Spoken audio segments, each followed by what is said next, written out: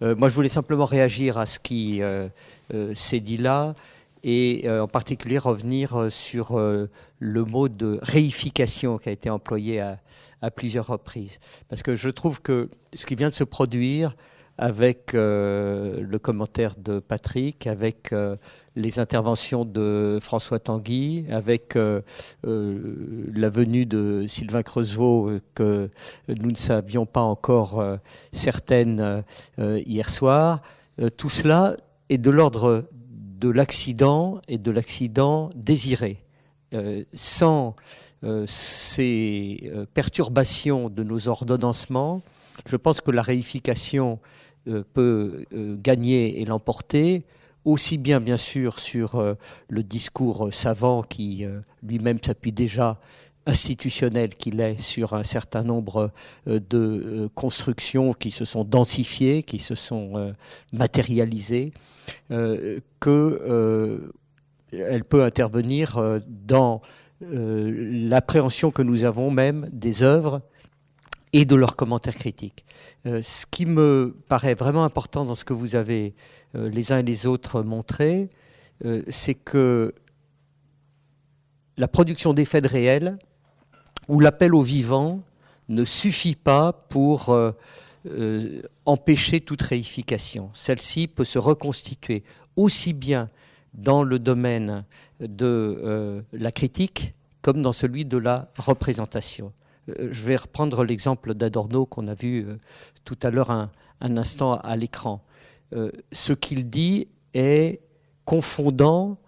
dans la mesure où on voit à quel point un homme de son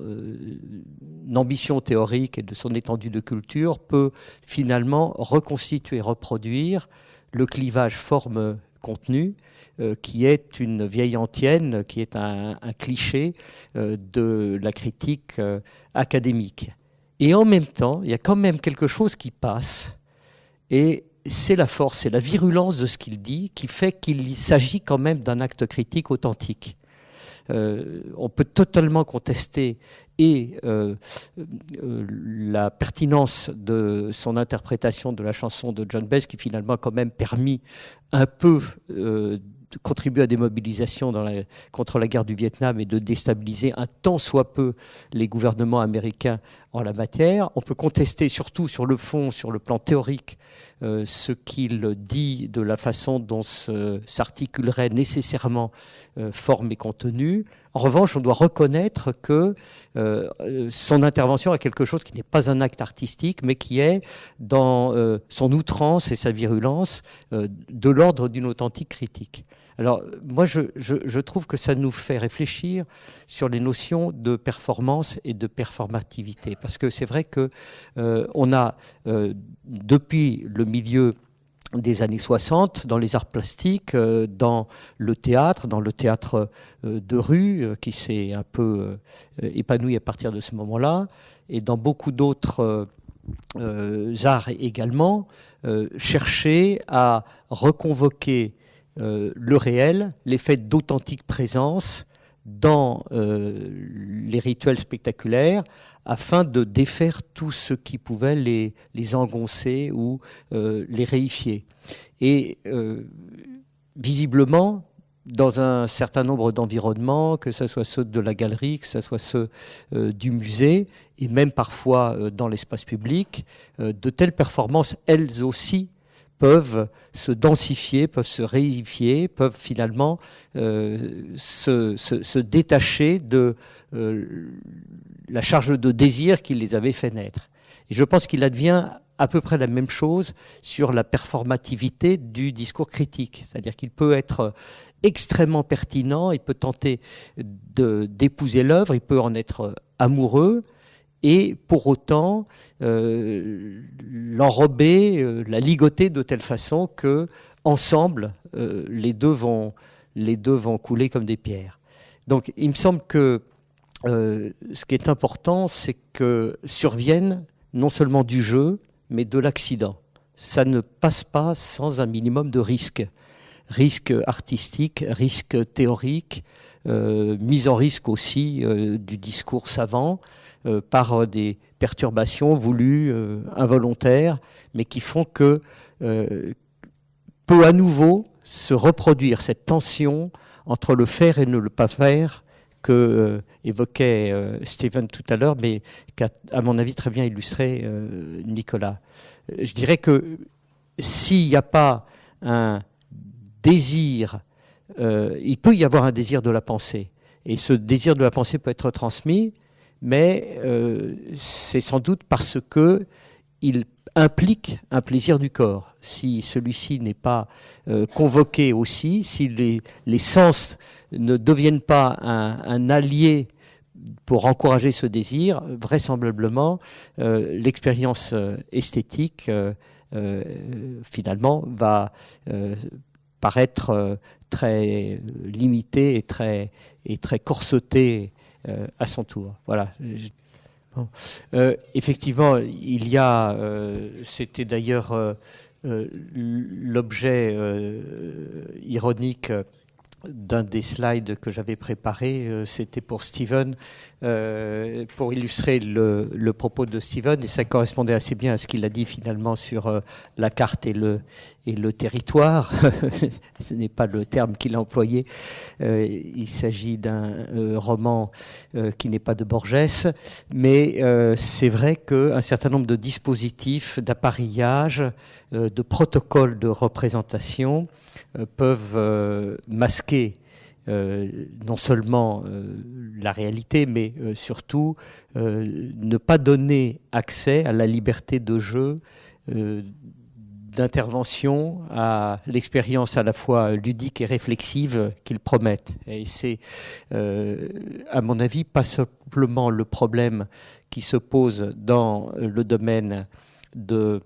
la réalité virtuelle et de toutes ces nouvelles avancées technologiques, parce que des appareillages, des protocoles, des règles du jeu, il en existe dans tous les arts, il en existe dans l'exposition, il en existe dans la galerie, il en existe dans le concert rock et même dans le concert punk le plus déjanté. Il en existe évidemment au théâtre. Le théâtre, c'est un dispositif d'interactivité aussi. Et toute la question est de savoir si, dans la construction d'un mode de représentation vis-à-vis du public, qui fait appel à la fois à son intelligence critique et à sa sensibilité, on va réellement lui donner la possibilité d'activer celle-ci, ou on va le canaliser, l'obliger à suivre à la lettre les modes d'emploi qui lui sont proposés. Et effectivement, pour quiconque a fait un peu l'expérience, surtout comme néophyte, de ces appareillages pour la réalité virtuelle, c'est que une bonne partie est de l'ordre de l'apprentissage, beaucoup plus que de l'expérimentation. Alors, ça me permet de faire un lien pour terminer, avec terminer d'une façon qui ne soit pas trop... alors je reprends les mots qu'on a employés hier, pédante, savante, ou aujourd'hui professorale, sachante, mais simplement pour laisser ouverte toute espèce de perspective pour continuer ce débat, mais aussi ce travail, dont Sylvain a justement dit que c'était pas simplement un travail d'union entre pensée critique et action créatrice, mais en fait beaucoup une fracture, une tentative de rendre sensible la rupture que chacun peut éprouver au cœur même de l'expérience esthétique. Alors il y a deux façons d'évoquer ça, soit effectivement comme le font un certain nombre de philosophes qui travaillent sur l'expérience esthétique, de John Dewey à Jean-Marie Schaeffer, en se demandant ce qui, dans le temps même de cette expérience, rend nécessaire le suspens de la catégorisation pour que les sens et tout ce qui s'éprouve ait sa place, et en même temps ce qui est tout de même de l'ordre de la nomination, de l'attribution, de la classification, enfin de toutes ces opérations du jugement que l'on doit effectuer. Alors en principe, le partage qui se fait, la tentative de trouver un équilibre entre la sensation et la décision, hein, ce qui sont ces deux moments, deux éléments de l'opération esthétique. En principe, cela peut peut-être se concilier dans le disons, d'une façon qui soit la plus... Pardon, je perds le fil simplement parce qu'une pensée tout à fait d'ordre pratique m'a saisi à ce moment-là. Je vais reprendre autrement. Hein. C'est vrai que cette question du suspens du jugement, oui, elle s'appelle le discernement. Voilà. Ayant appris ce matin, en écoutant France Culture juste avant de venir ici, que le terme de discernement en arabe est le nom donné au bureau de propagande de Daesh, je me suis dit qu'il y avait effectivement à rester très très vigilant quant à l'alliance du juge et de l'avocat, deux figures qui ont été évoquées également ce matin, entre celui qui prend part pleinement à l'expérience esthétique, qui se laisse envahir par elle, qui se laisse porter par elle et par ses potentialités, et celui qui tranche, qui décide, qui partage et qui finit sans doute effectivement par participer à un processus de réification. Donc ça, c'est la première façon de voir les choses. C'est un débat qui est finalement aussi ancien que la critique du jugement et qui nous amène aujourd'hui effectivement à saisir de nouveaux objets comme ceux, ou de nouveaux dispositifs comme ceux qui nous sont proposés par la réalité virtuelle. Mais il y a un autre aspect de la critique qui doit également être pris en considération, et je vais remonter à une de ces images que j'avais proposées. Celle que vous voyez là, que j'avais attribuée à Christian Biet, pas simplement parce qu'il a des belles lunettes, mais aussi parce que je pense qu'il connaît fort bien l'art de cette période aux États-Unis. C'est de Jasper Johns et ça dit « Le critique voit ». Mais à travers la paire de lunettes, comme vous le voyez peut-être, le critique parle. Et donc, il y a un conflit d'autorité entre ce qui passe par sa vision, ce qui passe par sa perception, et ce qui passe par son intellection, et aussi par ce qui exprime son autorité. Le choix des matériaux employés par Jasper Johns, métal souple, sur plâtre et verre, dit aussi ce conflit et d'une certaine façon fait écho à la notion de rupture ou de fracture intime qu'avait évoqué Sylvain Creusevaux tout à l'heure. Mais ce thème de la vision que j'ai développé tout au long de ces petites... non, il faut que je revienne un petit peu plus en arrière. Tout au long de ces diverses diapositives, eh bien... il est devenu aussi un cliché, une représentation du mode de représentation. Et ça va prendre une minute, juste raconter l'histoire de cette œuvre qui a été commandée à Michael Elion pour honorer dans la ville du Cap en Afrique du Sud l'année 2014, année du design, et la ville du Cap était la ville du design pour cette année-là. Il en a fait évidemment avec un certain sens des circonstances, de l'environnement et peut-être certaines doses d'opportunisme, un hommage à Mandela, tribute to Madiba ou to Mandela, et il l'a installé face à l'océan, tournant dos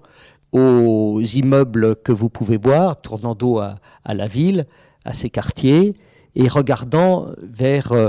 l'infini, et donc à la fois, puisque la référence est faite à Mandela, l'avenir, l'histoire, et en même temps le grand large, la possibilité d'une émancipation, d'une liberté.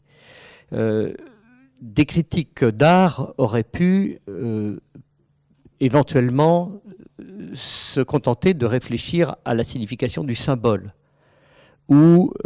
penser à la façon dont le métal avait, comme je l'ai évoqué tout à l'heure à propos de Jasper Johns, servi ou pas servi dans une perspective d'articulation fond-forme, comme la critique en use très très souvent, ce projet. Mais voilà que une autre forme de critique, une critique sociale, une critique venue du dehors du monde de l'art, est venue modifier